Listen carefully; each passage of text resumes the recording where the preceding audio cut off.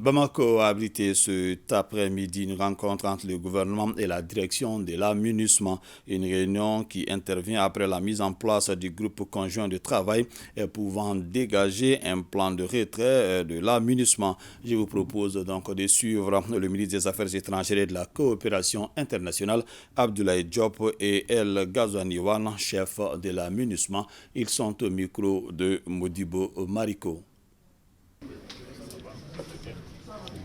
Aujourd'hui, l'objet essentiel de la réunion était de pouvoir échanger avec l'aménagement sur les éléments et les activités et tâches qui sont nécessaires par rapport à un plan de retrait. L'aménagement nous a fait une présentation.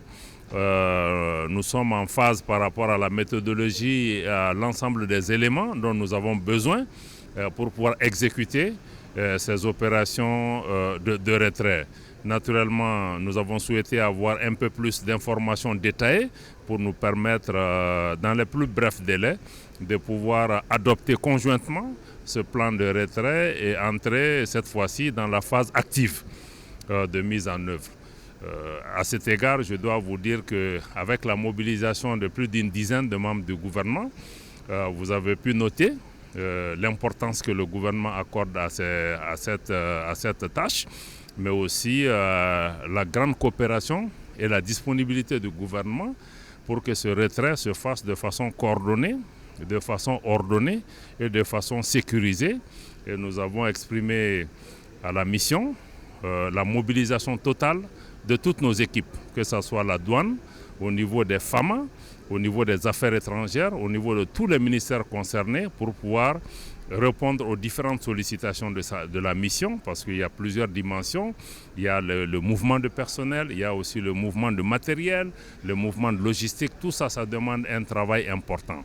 À côté de cela aussi, je dois dire que le gouvernement est aussi conscient de la nécessité de prendre en charge la dimension socio-économique de ce retrait.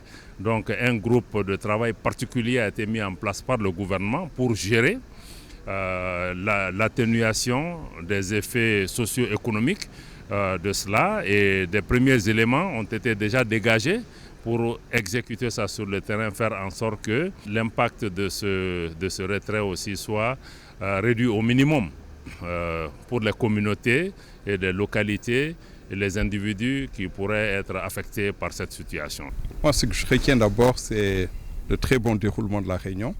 La présence de près d'une quinzaine de membres du gouvernement, je pense, est un signe fort de notre volonté commune, tout comme la présence de toute la direction de la MINUSMA, de travailler ensemble dans un bon esprit pour que l'opération de retrait de la MINUSMA du Mali puisse être conduite dans les délais de façon sécurisée, ordonnée et coordonnée. Je crois que la réunion a marqué une étape importante à ce sujet. La réunion d'aujourd'hui a permis d'avancer. Et nous allons maintenant essayer de donner d'autres détails supplémentaires, un peu pour permettre au plan de retrait d'entrer dans la phase active de mise en œuvre. Et je pense que cela sera le cas très rapidement.